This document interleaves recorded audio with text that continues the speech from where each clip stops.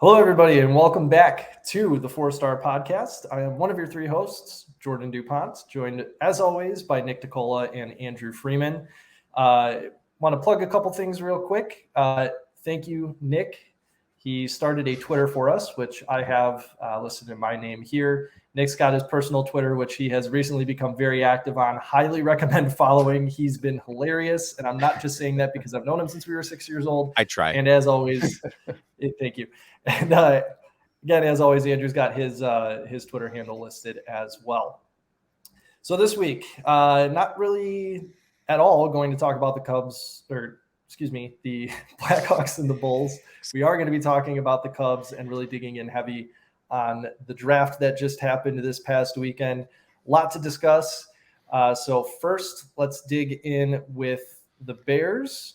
Overall impressions of the draft. Nick, do you want to get us started on your thoughts? Overall impressions, I'm really happy with how the draft played out for the Bears. I mean, I think Ryan Poles did a good job at addressing multiple positions in need, getting good value where he could find it. The team had a lot of holes to fill, even going into the draft, and Lots. as bad teams tend to do. And not that every hole is filled. I have some concerns about edge rusher mainly, but overall, I think I'm very happy with how the draft went and how it's going so far. Andrew?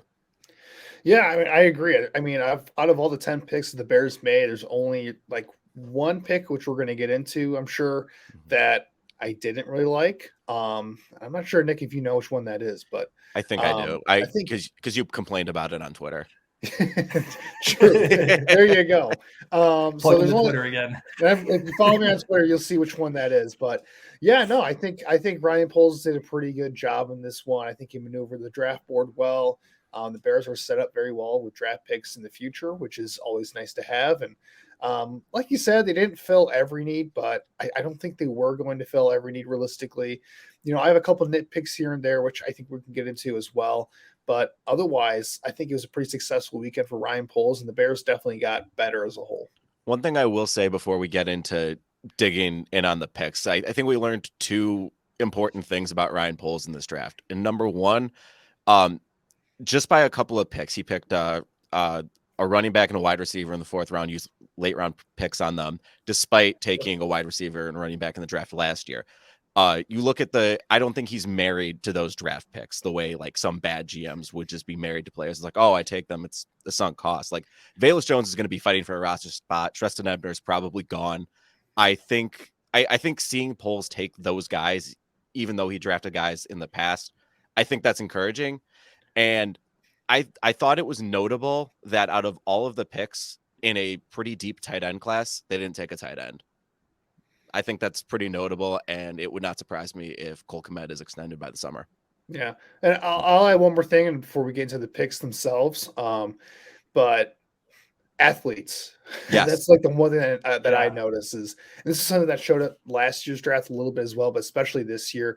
For those who follow the NFL draft, they have this thing called I forget who exactly does. Kentley Platt, I think on Twitter, is in charge of this, but relative athletic score basically takes all the testing measurements for these guys at the combine and pro days for NFL prospects, like 40-yard dash, bench press, their size, all that, and he like puts it into some kind of like formula to figure out like what their relative athletic score is. And every single draft pick that the Bears made this year had a relative athletic score over 8, which is considered an elite relative athletic score. So clearly the emphasis for Ryan Poles in this new regime is to get athletes to the building here, get big, fast, strong dudes, and see what they could do with them with their coaching staff. So very interesting trends as Nick pointed out as well. Yeah, I did a little digging on RAS because I saw a tweet that popped up. I thanks for giving me credit, but I was the one that shared it in our group chat today. So I did a little digging on it just to understand it a little better because before we got this whole podcast started, I was getting made fun of in another group chat for not knowing all the different baseball stats. So wanted to make sure I understood RAS and Nick and one of our other friends. Yeah. So RAS grades you 0 through 10 compared to all the people in your position in the draft class. And like Andrew had mentioned, all of the Bears guys are sitting at like 8.5 or above, which means they're the 85th percentile or better for their position for this draft class.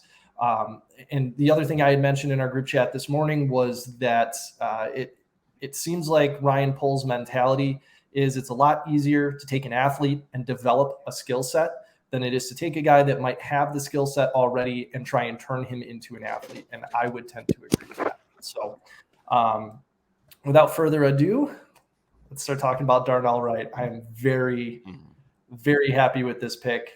Personally, the big thing for me is, and Nick, I'll let you tell the story here in a minute, but in years past, there were a number of late hits on Justin Fields, and nobody stood up for him, nobody on the line. And so I want to say, I know it was a 670 The Score interview. I want to say it was Spiegel and Parkins, not 100% sure. I'd have to go back and double check, but they were interviewing Darnell Wright on what would happen if somebody were to hit Justin Fields late. And his response, "Oh, we in the parking lot with it." And I'm getting goosebumps right now just talking about it. You know, we have Tevin Jenkins, who has stood up for Justin Fields in the past, but gotten in trouble for it. So, Nick, if you want to go over that, I'll turn it over to you. Yeah, if you don't remember, very excited about this. Yeah, if you don't, if that excites me too. If you don't remember what Jordan is talking about with Tevin Jenkins, it was their rookie season, 2021. Justin Fields, like Jordan said, was getting late hit all season, and it was a game against the Vikings where he was just taking hit after hit. And after one hit, Tevin Jenkins was out there. He had enough, and he got in the face of I don't even remember who it was on the Vikings, but he ended up drawing a penalty, and then Jermaine Ifedi, everyone's favorite former Bears offensive lineman, actually got mad at Tevin and then just yelled at him for drawing a penalty rather than protecting his quarterback.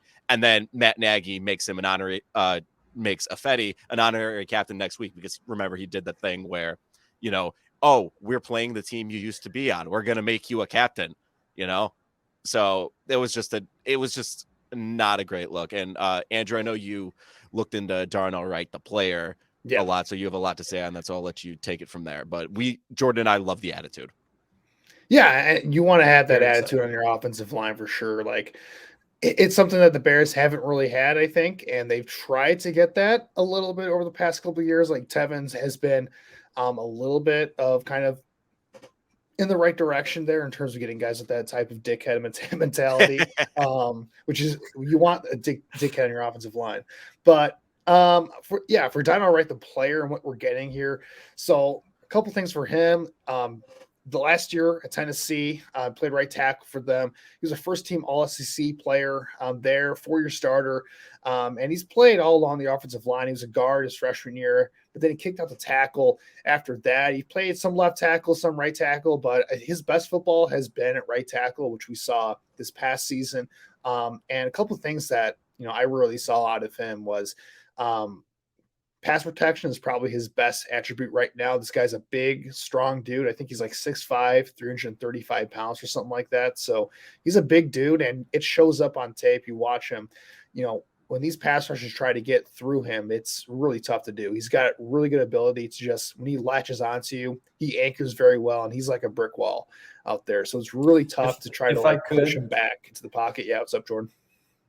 If I could, Jalen Carter, which I know a lot of people are upset the Bears passed on, but Jalen Carter was getting interviewed as well. And they asked him, who was the toughest offensive lineman you faced all year? And his response was, that guy out of Tennessee. And they're like, oh, Darnell Wright? Yeah, Darnell Wright. He's legit. So he's tough. I'm very excited. Yeah. And the calling card for Wright throughout this pre-draft process was that, he went up against some of the best pass rushers in this year's class, like Will Anderson. He had okay, here's the thing though. When people talk about like, oh, well, he shut down Will Anderson, he shut down Jalen Carter. Okay, for Will Anderson, it was literally 10 plays. So we're talking about 10 plays, and half of them, Will Anderson was lining up as an inside rusher, which is not his skill set. So I think that aspect of it is he still stopped him, but it's kind of overrated. Mm-hmm. And then Jalen Carter, we're talking about let Bears fans be hopeful. Let Bears fans be hopeful. I'm just about to compliment the guy. What do you want from me? Way to throw. Holy cow. We're already getting into it here. Anyway, when we take that out of the consideration here, you're still getting a really good player with Darnold. That was my point the entire time, Nick, but thank you for pointing that out. But yeah, I mean, you take those plays away, which again, I think they're overrated, but you look at the entire body of work for Darnold, right? There's still a lot to like in this game. We talked about relative athletic score. I think he was in the 9s or something like that for his RAS. So this guy tested very athletically, although I'm not sure it quite shows up as much on his tape, but he's shown that he can move at that level in gym shorts or whatever, but he was over 9.5 actually. Yeah. He was above 9.5. 968. Yeah.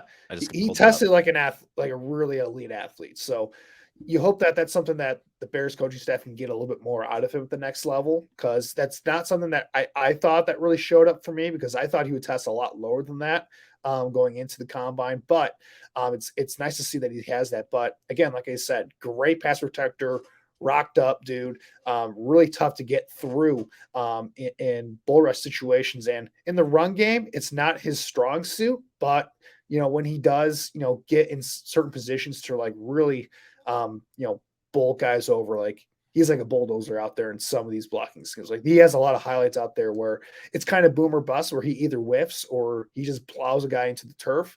And when he does connect on these blocks, like it's really fun to watch. So I had a first round grade on him. I think it was a good selection at that part of the draft. And, again, these tackles are going to get taken higher than they probably should because of how valuable the position is, but I'm not mad with it. Like the Bears, like they desperately needed right tackle. And I think they got a good one here and done all right. He's going to be a starter right away, plug and play, and should be pretty solid.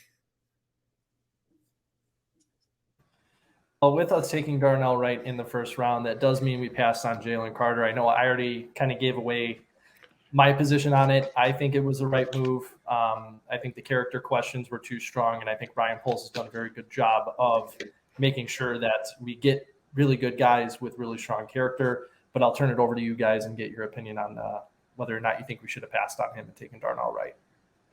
Yeah. I think we had talked about this a couple of weeks when we had brought up the jail on our first episode, but I was always skeptical of the Bears walking away from this draft with Jalen Carter, mainly because if it were the situation that the Bears were comfortable taking Jalen Carter, even given all the off the field stuff, he wouldn't make it to 9. Like Seattle wasn't gonna. Like Seattle would have taken him. Detroit probably would have taken him. Vegas probably would have taken him. Like he would have been gone before he got to 9.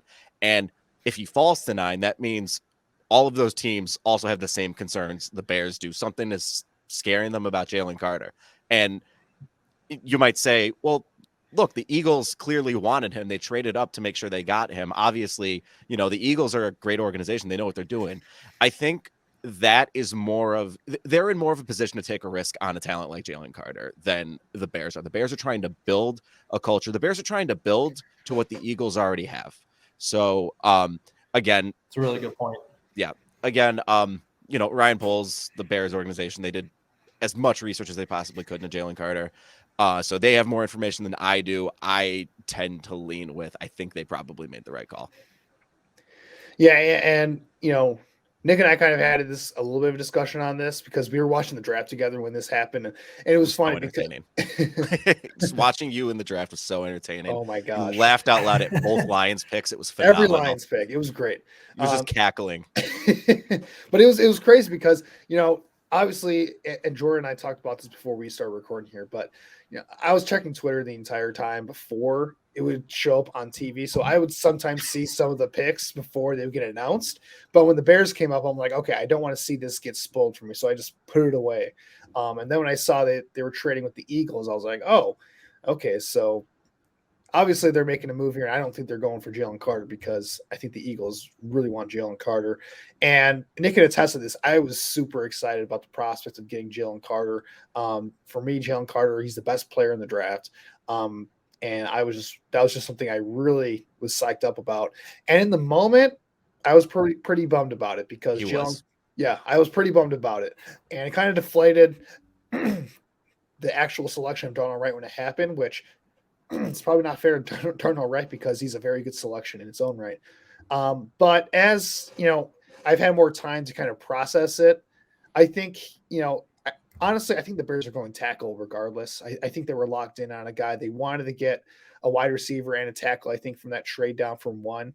And they got that. So am I bummed a little bit that Jalen Carter wasn't the pick? Sure. But I think ultimately, I think we're going to look back on it and say that it was probably the right move for the organization as a whole, because they needed to, round out that offensive line. They needed a right tackle. They didn't address that in free agency. So they got a good player done all right, and I'm excited to see what happens there, because this was a deep defensive line draft class in general. So if they were going to pass on Jalen Carter, that was probably the best way to do it, is you get a tackle in there and address defensive tackle later, which they ended up doing, which I'm sure we're going to be talking about very shortly here.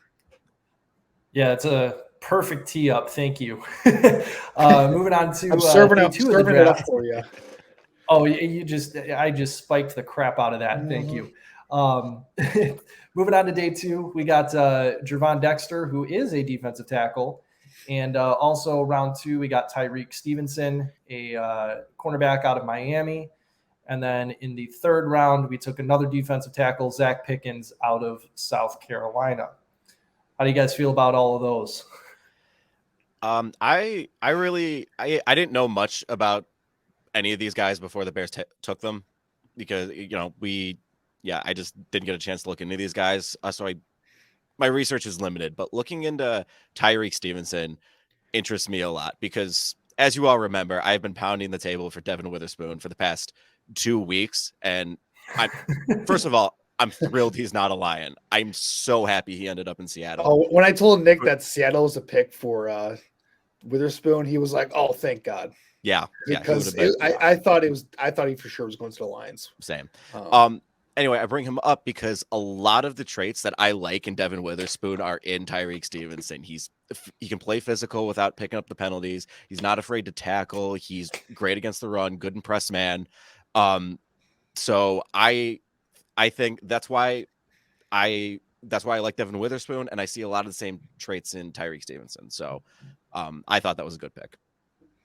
Yeah. Stevenson is a really interesting prospect. He's one of my top 5 corners in this year's class. I really liked the size, the physicality. He reminded me a lot of Jalen Johnson, actually, and I think that's a pretty good comp for him. Big physical press corner who is a bit of a better athlete than he gets credit for.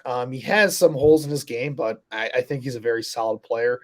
I was very surprised he made it that far. I thought for sure he'd be going early round 2 or even late round 1, and I guess because it's such a talented cornerback class that a guy like him was going to be able to fall to the Bears.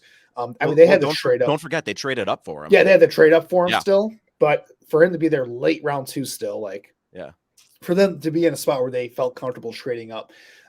First of all, I was also really surprised that they ended up trading up. I did not expect that, but I'm glad they did it for this player. I'm not a huge trade up person in general, but for Tyreek Stevenson, you're only giving up a 5th round pick, which they got back anyway with the later trade down. So whatever. He's a good player. So I really like, that was probably my favorite pick on day 2. And Zach Pickens in the 3rd round is interesting. He's one of those guys who didn't really put it all together in college. I thought it was a little bit early for him, but I like the player. I like the upside. I think, he's a guy who has good get off, good pass rushing upside. Run defense is a little bit of a different conversation there. He's not a great run defender, but I think, in the 3rd round, you want to get somebody who can get after the quarterback. And that's something the Bears really struggled with last year. So if he can be that, I'd be happy with that. Now, I mentioned earlier that there's one pick that I didn't like, and I do not like the Gervon Dexter pick in the 2nd round. I don't want to trash it too much, because I get the upside. I get why they like him, because he's big dude. One of those guys who I think had another 9.2 or something RAS score. So I think he's 6'6", 320, really athletic, ran a 4.88 40 or something ridiculous. Freak show athlete. But the tape is not good, guys. So it's funny if you go back and watch him play. That there's a couple games on YouTube you guys can go watch where you can see full games of him. If you only watch the Kentucky game from last year, you would think that he was a 1st round prospect, because he was absolutely dominant against Kentucky. Here's the thing, though. Kentucky maybe had the worst offensive line in the Power Five in all the Power Five conferences. So pretty much every single defensive line prospect that played Kentucky last year dominated them because they were that bad. Every other game that I watched of him, he looked like a day 3 guy to me. And he's not a day 3 prospect because of the upside he has. But here's his thing. It takes him like 20 years to actually react to the snap when the center snaps the ball. Like literally every single play, the snap happens. He slowly gets out of his stance, stands straight up, and then the offensive lineman's in his chest before he can react or do anything about it. And that is like every single snap. That's the case with him. And he's such a freakishly athletic, big, strong dude that he can get away with that a lot of times. But you see it when he gets double teamed in the run game. You see it when he's trying to put together moves in the pass game. Like it's an issue for him. Now, can the coaching staff get that out of him and coach that out of him? Possibly, but it's such a consistent issue for him that I wonder if it's just like a mental processing thing where he just cannot, process that the snap's gone and he's got to like react to that.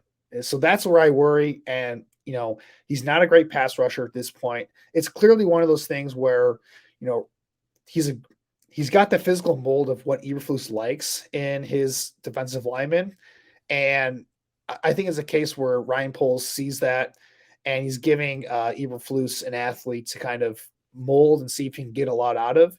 And if it works, I think, the reward's going to be great. If it doesn't work, he's going to be unplayable because you cannot play a guy who just stands straight up at the snap every single play, because in the NFL, you're going to get your ass kicked. I don't care. He's not going to be bigger and stronger than dudes at the NFL level like he was in college. So he's got to work on that if he can. I think they could have something, but I don't know. I would have rather gone with a guy like, Adetomiwa Adebaware, who went in the 4th round. I was really surprised, but I thought he was a much better player than both him and Pickens, to be honest with you. So I was really Wasn't the surprised tape by on that. him also really bad though? Like I didn't do a deep No. dive into it, but No, that's the I thing. That's the thing. So, Adebaware's tape is like actually like pretty good. So I don't know why he made it to the 4th round, but I guess maybe for him is because he's like a tweener between a defensive end and defensive tackle. A lot of defensive teams like don't know what to do with that, but I don't know. I thought his tape was a lot better than Dexter's. Dexter's tape is just all over the place. But I mean, I don't want to get too negative on it though, because I see why they like him. And we'll just see what happens. Like the pick's been made already. We can't change anything. That's all I'll say. I don't want to trash the kid before he plays. Well, some great insight there. Moving on now to round 4.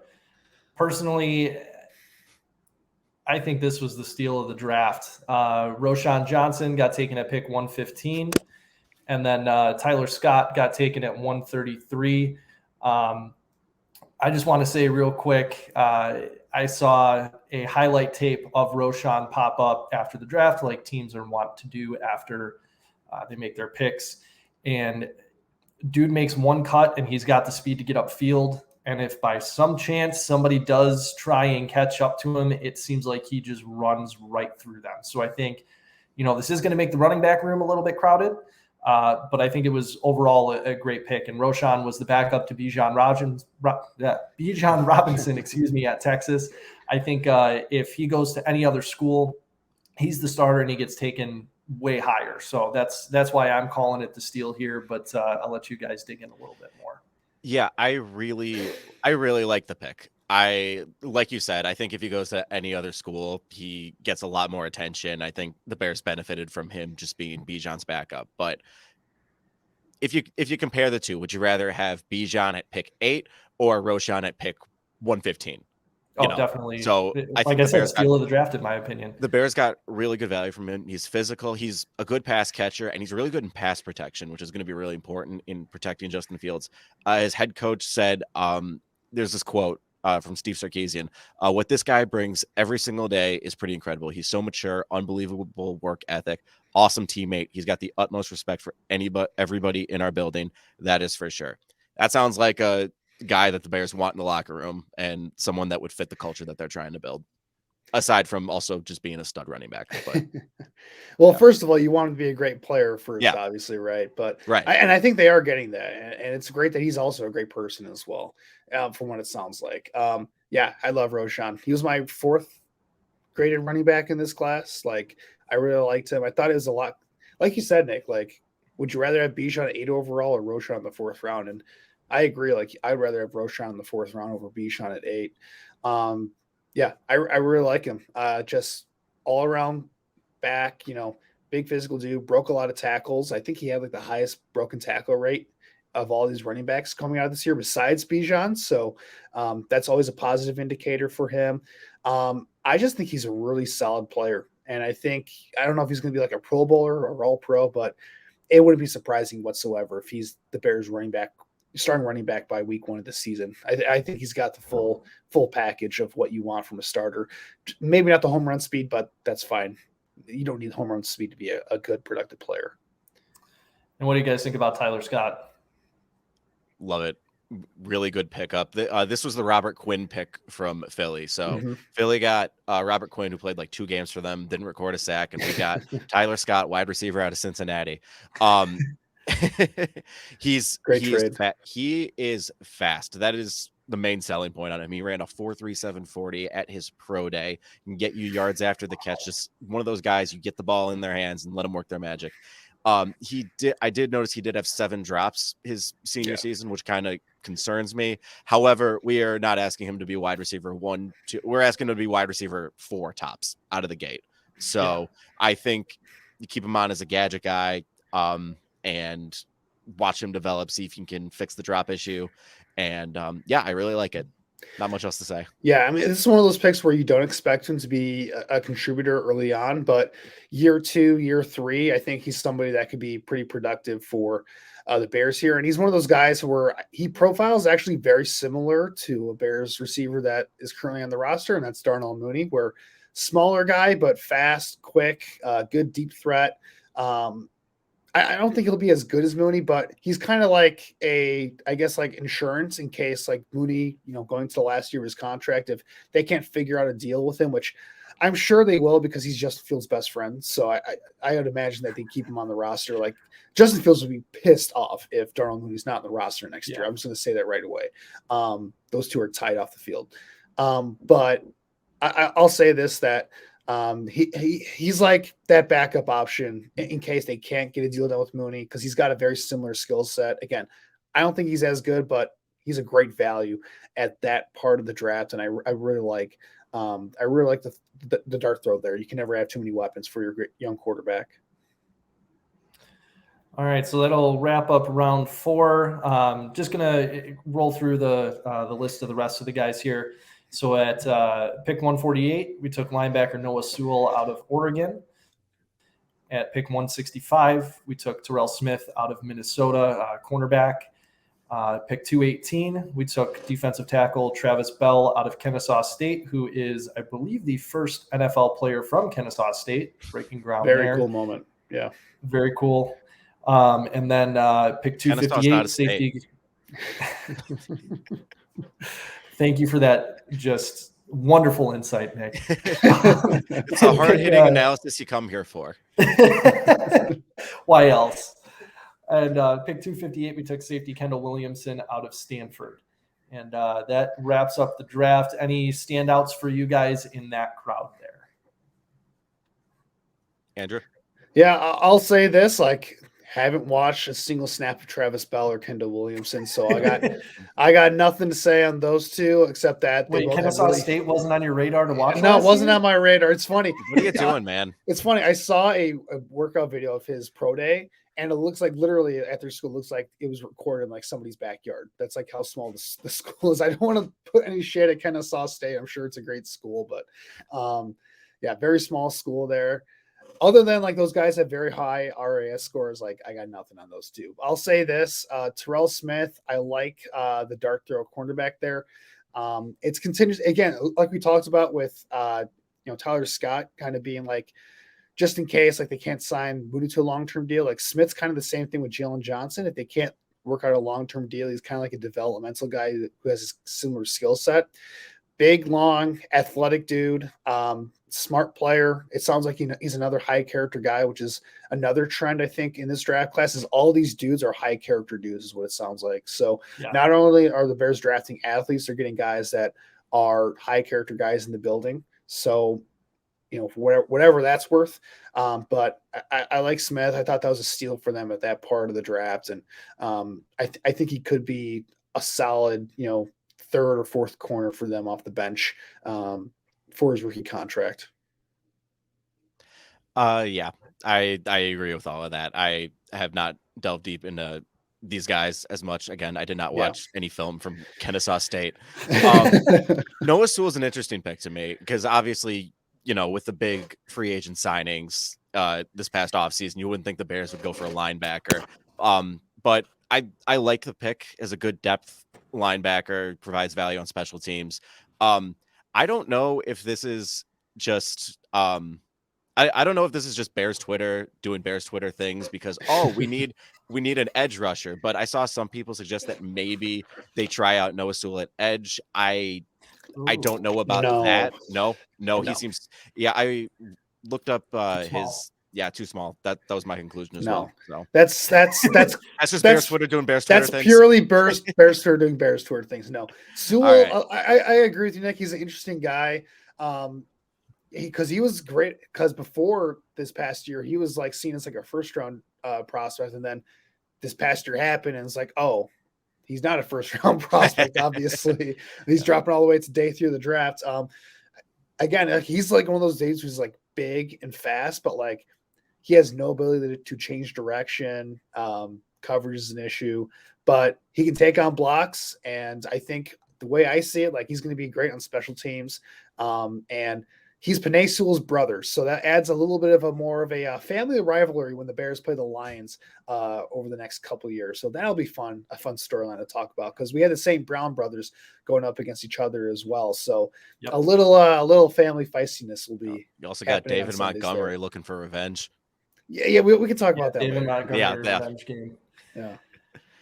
All right. Well, overall, at least the consensus I'm drawing from everything we've discussed, I think Ryan Poles did a great job. Just like he did last year, there's always going to be some questions coming out of the draft, but I am a big in Poles we trust guy. He has given me no reason to doubt really anything he's done so far. I think he's done a great job of roster building. Obviously, time will tell once the season rolls around, but overall, I am definitely a fan. Yep. I think we can just leave it there. Yep, absolutely. Cool. Well, now on to something that at the beginning of the week, I thought this was going to be really fun to talk about. After the last few days, not so much. But moving on to our Cubs coverage this week. So, like I said, at the beginning of the week, they did a really good job against the Padres. Game 1, they won 6-0. We lost the middle game 5-3, and then the rubber match we won 5-2. Again, they were looking hot during that series, and the Padres are not a bad team. Oh, yeah. That first. I'm sorry. I thought you were going to continue and talk about where things went wrong. I was going to let you do that. I'll let you be the bearer of bad news. What? All right. Fine. I'll do it. So coming off a nice win against the Padres at home, go down to Miami where they're celebrating Steve Bartman Appreciation Weekend, like the cowards they are. And we get swept by them. Scores of 3-2, 7-6, and 4-3 in the last 3 days.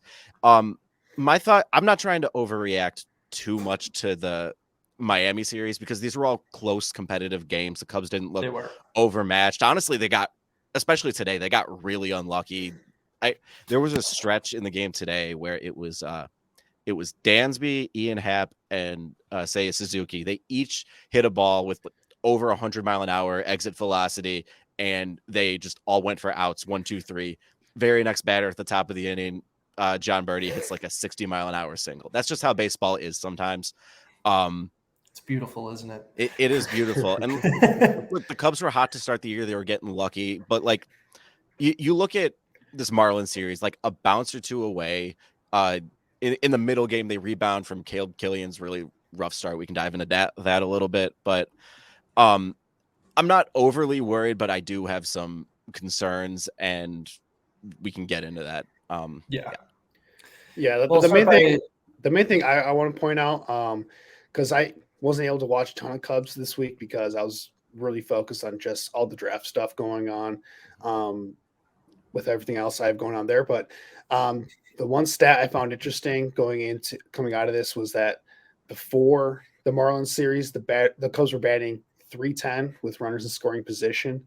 And over that series, they went 425. And I saw Nick tweet about this plenty of times where he's like, well, gee, it would be nice if the Cubs would do something with the bases loaded from once in this series. And I was like, oh boy, Nick's going right now. We'll dig into that, but I do want to talk about the Padres series a little bit. We'll just go chronologically here. Yeah.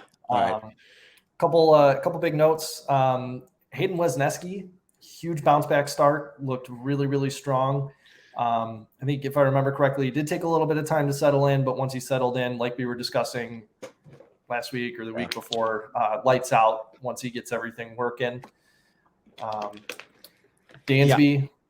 Sorry, I had a note about Hayden. I didn't get a chance to watch his start, but when I had heard he went 5 innings pitched, only 4 hits, 1 earned run on a home run. I think it was to Machado, 1 walk, 3 Ks. You'd want the strikeout numbers to be a little bit higher, but it's a really tough Padres lineup, so you take that line any day. When I saw that line, I was like, oh, like I talked about last week. Last year, he was throwing his slider a lot more, not leaning as much on the fastball. This year, he's throwing the fastball a lot more often, and that fastball is getting pounded. So when I saw that stat line, I was like, oh, he probably went back to a slider. So I went back to the game log on StatCast.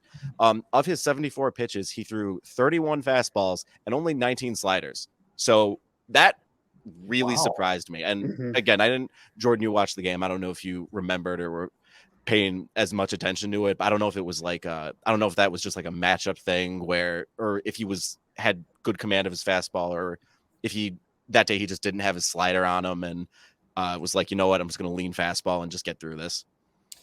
I don't remember tracking the pitches quite like that.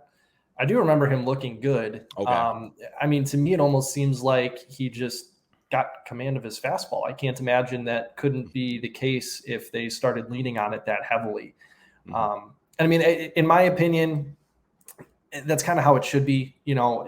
I get it if you have a great slider and that's your go-to pitch, but at the same time, that should be your put-away pitch. A big sweeping breaking ball like that, that's how you get guys to swing and miss. That's how you put them away strike 3. You pound the zone with the fastball first, get them, at that eye level, at that velocity level, and then use the slider to change speeds and get them to swing and miss. So I'm happy that, if he is just getting command of that fastball and he's been able to work through it, that's where we're at now. Yeah, it's where I'll leave it is that it's an encouraging start. It's an encouraging sign. Hopefully he can string a couple of these quality starts together, and it's technically not a quality start because he didn't go the 6 innings, but like quality is in like a good start. You know what I mean? Right. Another notable event that happened during the Padres series, Dansby Swanson finally hit his first Cubs home run. Very encouraging sign. He looked like he was just 1,000 pounds had been lifted off his shoulders when he came back in the dugout after hitting that home run. God bless the Wrigley Field baskets. Yeah, that was a wall scraper. Yeah, that was it. Just got out of there. But correct me if I'm wrong. The weather still sucks by you guys, and it's still cold. So it's been awful. Don't even get me started. It was nice for like 2 hours yesterday. And then it got cold. It's been 90 and sunny every single day in Arizona. It's wild. It's funny you mentioned the weather here because I actually was umpiring a game for Little League yesterday morning, and it was literally downpouring rain the entire time. It was miserable. I hated it. So thank you for bringing that up, Jordan. Of course. It was, I will never hesitate to rub in the Arizona sunshine. It was fantastic. Yeah, just lovely stuff. And then last point we wanted to make on the Padres series, overall the pitching looked good. I know it, again, we'll switch to the Marlins series here in a minute, but overall pitching looked very encouraging. Bullpen was pretty stout. Correct me if I'm wrong, Michael Fulmer didn't mess anything up against the Padres.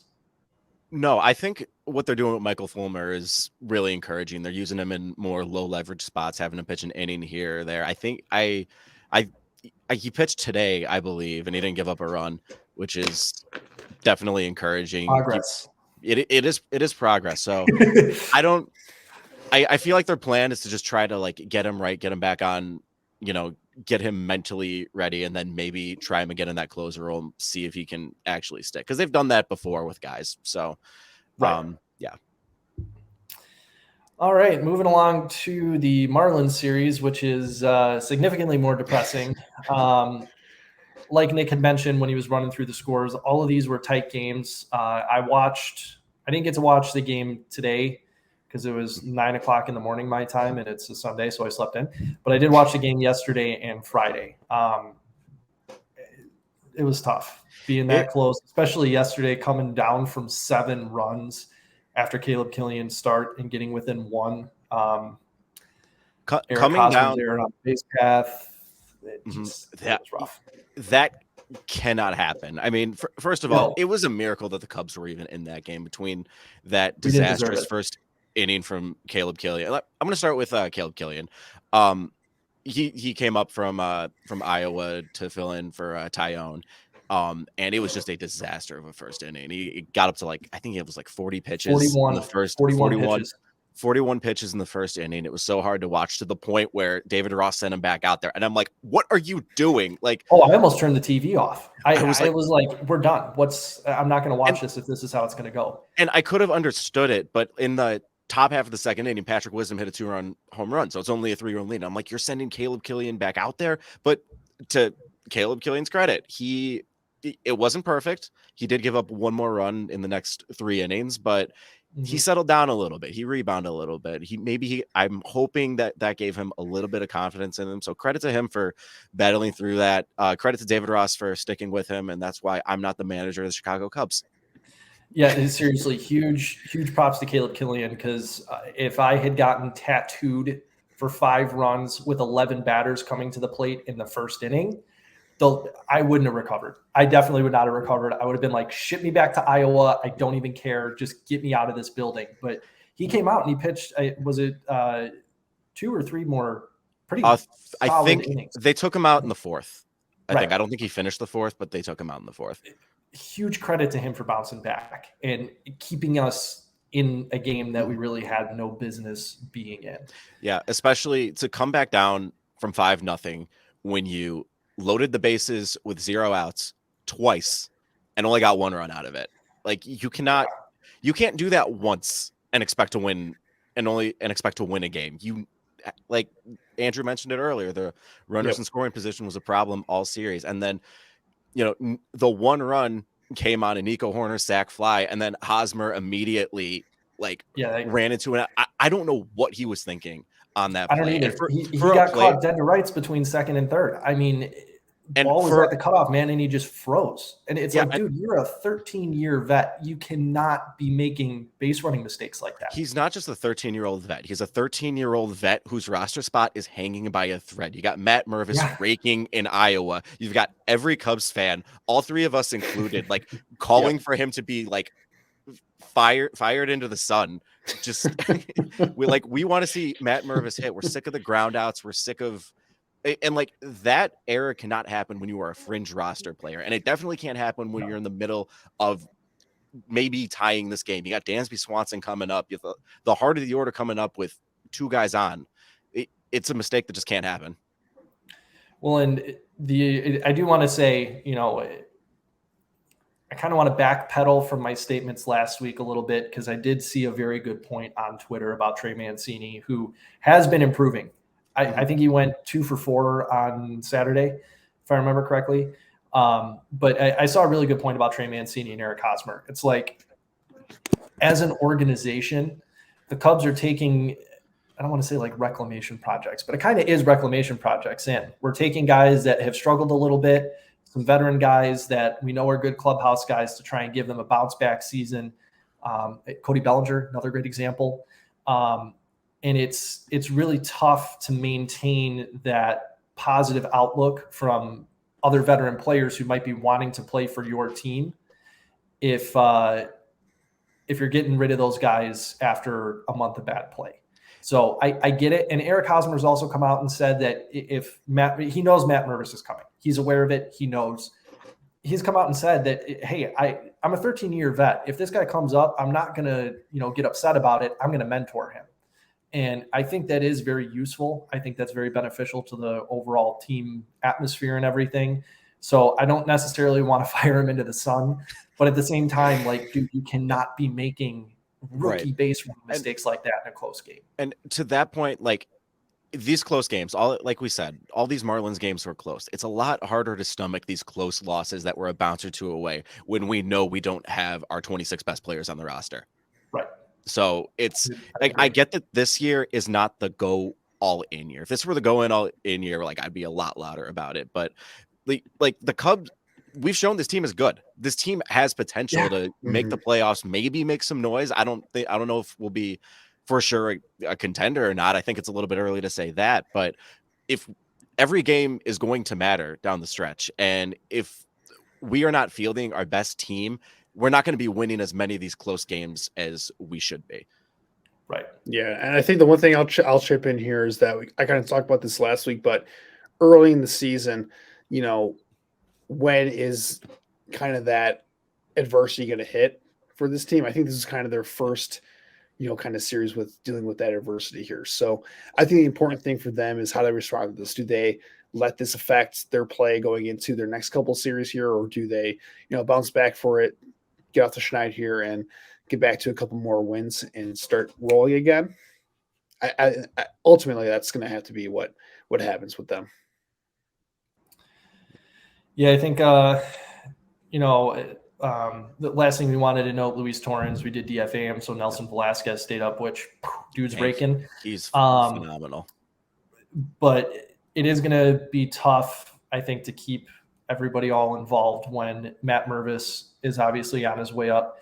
Christopher Morel is literally the best hitter in the minor leagues right now. Like, do you want to hear his stats as of this morning when I pulled it? Yes, I was hoping you would jump in with that. He's got so he's batting .363 with a 1298 OPS. His strikeout percentage is down to 27%, and it was like 30% last week when we checked it. So it's going down slowly but surely. And he's hit 11 home runs in 23 games. It's just disgusting. And we need that bat. And while I got Mervis up here too, 274 average, 936 OPS with 6 home runs. Those are great numbers, but they look pedestrian compared to Christopher Morel. Like, I need to see him back. Bring those guys on the 26-man roster. Bring him up, please. No. Well, I think that will about do it for our Cubs coverage for this week. Nothing really to discuss with the Bulls and Blackhawks again. I think it's the Hawks have their draft lottery on the 8th of May. Bulls are on the 16th. So really nothing of note until then. So I think we'll move on to our 4 stars of the week here. Number 1, we got Justin Steele, who gave up 0 earned runs on 3 hits, 2 walks in 5 1/3 innings with 5 strikeouts.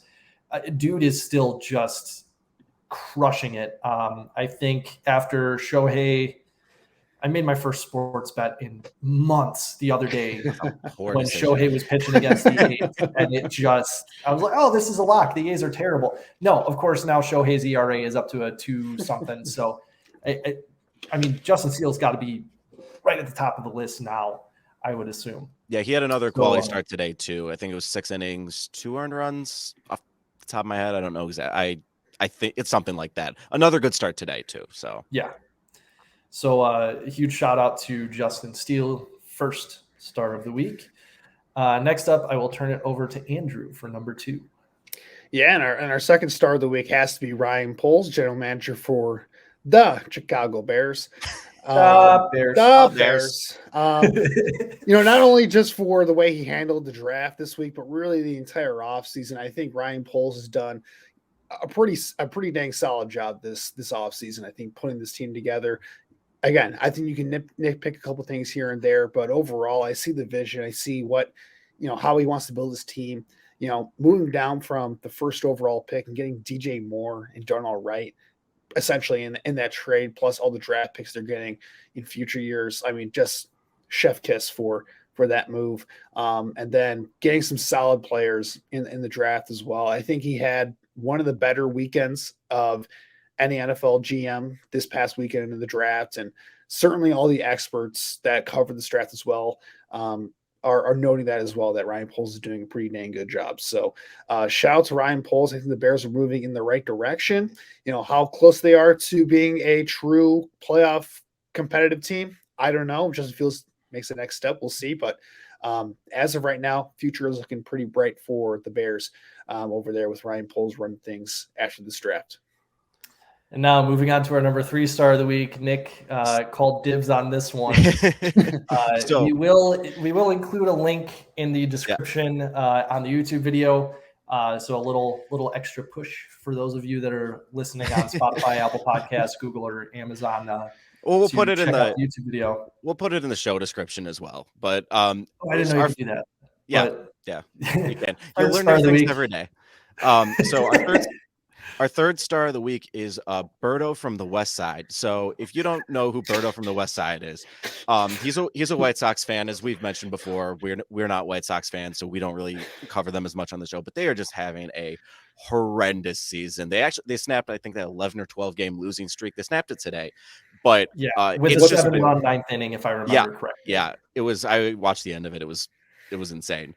But so basically, Berto called into Waddle and Sylvie on ESPN 1000 and just gave this 7-minute long, super well articulated, hilarious rant about just everything that's gone wrong with the White Sox. And like when we say we don't cover the White Sox because we're not diehard fans and we can't give you that raw reaction, Berto can give you that raw reaction. He made me want to take my savings and buy sell the team billboard and put it up on 35th. Like it is the greatest call in the history of talk radio. I implore you, if you have not heard this, if you have not seen this, please listen to it because it is phenomenal.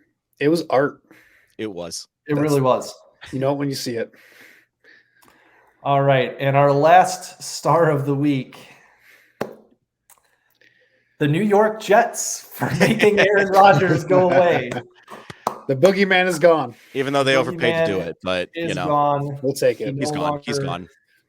He no longer is supplanting the McCaskey family as the owners of the Bears because you just had to twist the knife. I heard one of the things, I don't know if you guys saw this report, but one of the things holding up the trade was that Aaron Rodgers wanted the Jets to cancel Family Day at training camp. So that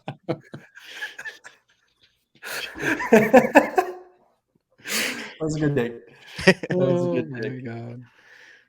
It's hilarious that you couldn't write a better script with Brett Favre going to the Jets after the Packers. Now Aaron Rodgers is going to the Jets. Yeah. Just man. Yeah, which means he's going to Minnesota next year. Great.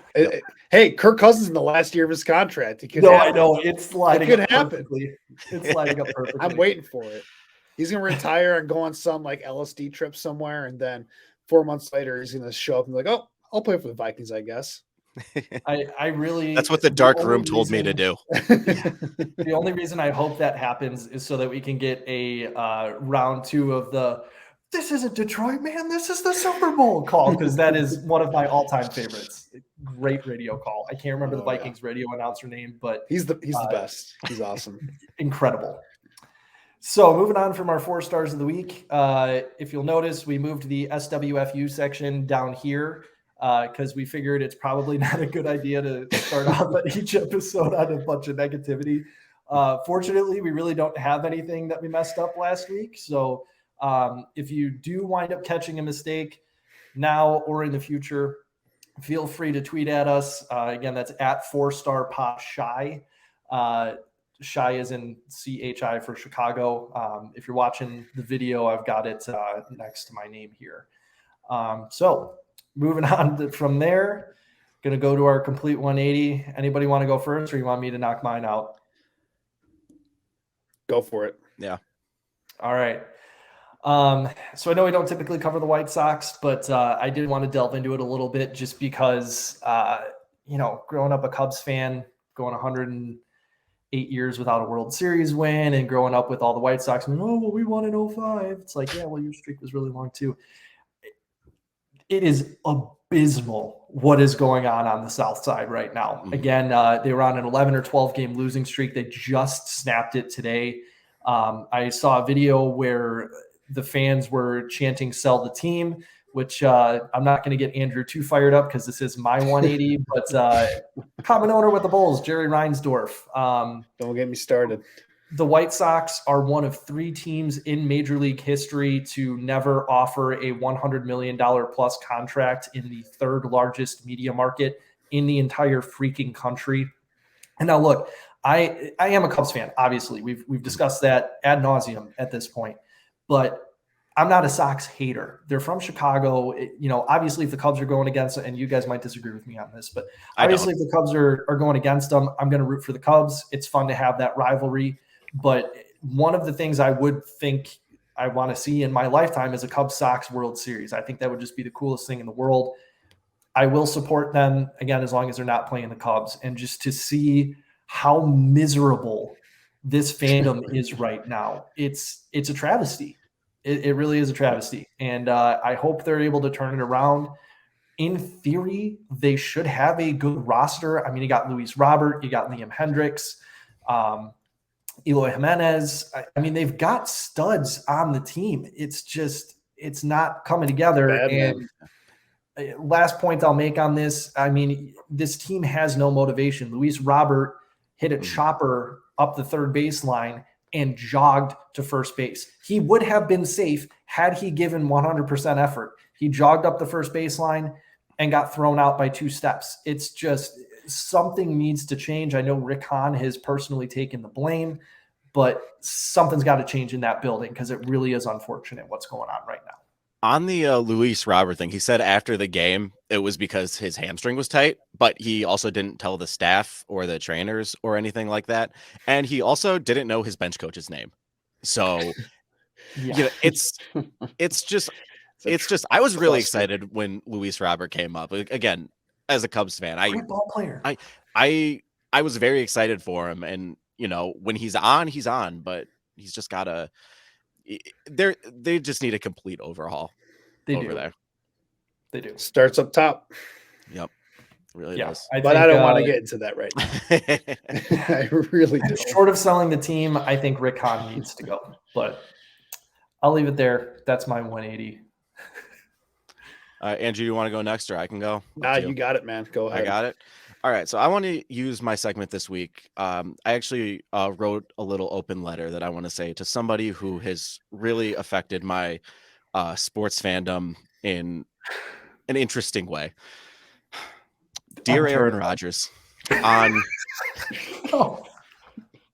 November 16th, 2008, you made your first career start against my Chicago Bears, a 37-7 thrashing at Lambeau. You went 23 for 30, 227 yards, 2 TDs, another day at the office. Little did I know that day would set the tone for the next 15 years. For the next 5,274 days, you have made the lives of Bears fans a living hell. You are personally responsible for at least 3 of my top 5 most painful moments as a Bears fan. You want to know what's really sad about that? Super Bowl doesn't even crack that list. That's how much of a demon you have been in my life. From the 2010 NFC Championship game to opening night 2018, when you led the Packers to soul-crushing comeback victory after your doctors injected you with enough painkillers to kill a horse. It's my knee. To the I still own you game, which, side note, if we're using the Cassius Marsh standard, that should have 100% been a taunting penalty.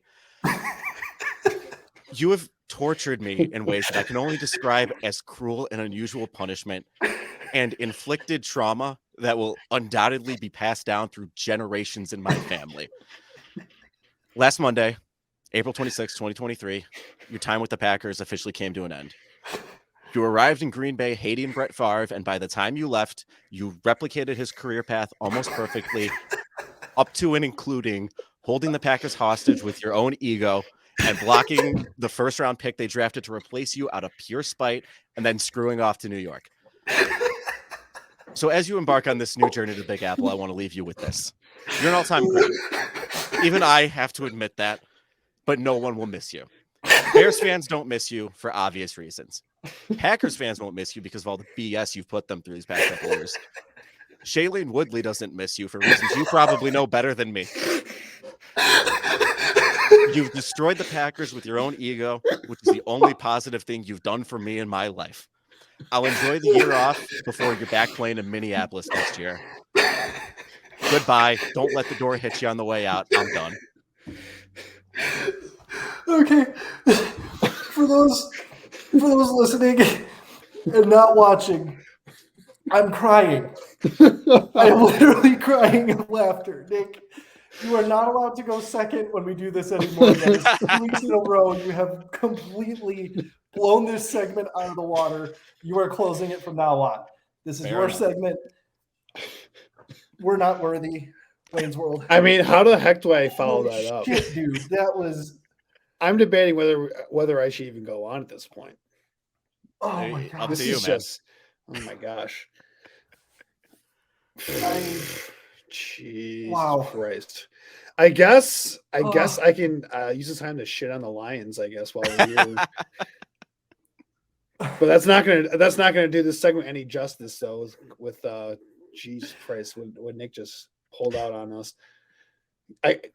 Can I Wow. can I go Yeah, or go for like it, what yeah. what are we doing? Yeah, here? go for it. Man, my God, like just a nuclear bomb of just complete shade that Nick just dropped on us. That was incredible. Wow. For those who are only listening to this podcast, like Jordan and I were just straight up dying of laughter this entire last 3 minutes or so while Nick was going on his diatribe. I almost flipped over my laptop when this happened. Just Oh my god. that was art. Anyway, I want to use this time to crap on the Detroit Lions for absolutely screwing themselves up in the NFL draft. So the Lions started this draft with picks 6, 18. They had 2 second-round picks going into this draft. And they had every opportunity to come away and really get a home run draft here to really take the division by the balls here over the next few years. Now that asshole in Green Bay now with the Jets is out of here that Nick just talked about. But with that said, we get to draft night. And like Nick said earlier, I was laughing my butt off the entire time the Lions were on the clock. It was the funniest thing you could ever imagine. Jordan, I wish you were there. So it started off. I told you guys to live stream it. I didn't feel like live streaming it. I'm Buddy, sorry. this is episode 3. Like, let's. Do you really want a 5-hour live stream of us just like being on our phones the entire time? Just round one. Round one would have been fine. That's like 5 hours right there. I don't know if the people would like to see that. Yeah. Anyway, enough of that. This is my 3 minutes here. But first of all, they don't get Devin Witherspoon, who I'm convinced. Thank God. Who I am convinced they were like determined to draft him at 6 overall. So they trade back, whatever, good move, whatever. They take a running back at 12 overall, who I had a second round grade on. Jahmyr Gibbs, good player, not a first round running back, but he bites kneecaps, I guess, though that's fine. And then they draft Dan Campbell's long lost son, Jack Campbell. With their second first round pick because he bites kneecaps. And I mean, they basically screwed themselves out of basically controlling the division for the next 3 to 4 or 5 years, essentially is what they did in this draft. They made some good picks later on. I don't want to get into those too much, but just the fact that the Lions had every opportunity to really take over and really be the top team in the NFC North for years to come. They could have traded up for a quarterback. They could have gotten Jalen Carter, 6 overall. But nope, they got a running back and Dan Campbell's long lost son, Jack Campbell, linebacker. Didn't they draft Stetson Bennett in the later round? No, they did not get Stetson Bennett. They got Hendon Hooker in the that's round. Right. So the one quarterback they did draft is a 25-year-old player who played in a fake college offense coming off an ACL injury. Congratulations. That's your Jared Goff replacement. I still think Hendon Hooker is going to have a better career than Will Levis, but that's not saying much. Yeah, but I mean, I'm just saying. Yeah, we'll I mean, see how. regardless, Jared Goff's still the quarterback of the Lions, so I think I Dan guess Lions Campbell. fans can I enjoy think Dan that. Campbell saw the movie Draft Day, and he was like, you know what? The Browns took a linebacker and a running He back in needs the his first Vontae round. Mack. He needs Yeah. Vontae Mack no matter what. That's right. I honestly, I think Dan Campbell's like watched Draft Day the night before and is like, you know what? This is it. This Emma Effer is spitting. We got to get to that. But yeah, congratulations, Lions. They probably had the worst draft of every NFC North team, and I'm all here for it. It was a classic LOL Lions draft, and it was a lot of fun to watch. For those of you that can't tell, if you want to know how passionate we are about football, we just went on a tirade for 3 minutes about how much we hate Aaron Rodgers, and we went on another 3-minute tirade about laughing at the Lions. And I think the only reason we didn't cover the Vikings is because Kirk Cousins in primetime speaks for himself. So yeah. There you go. Bear down, baby. Oh, yeah. Bears. So with all that being said, man, Nick, how do that's we going to live on. I need to clip that. I'm going to clip that. It's going on TikTok as our first TikTok. I think it's too long for a TikTok. You gotta. No, they bumped it to 5 minutes. Oh, they you did. Can do 5 minutes now. Yeah. I'm not on that hellhole of an app, so that's fair. But I'm going to do it.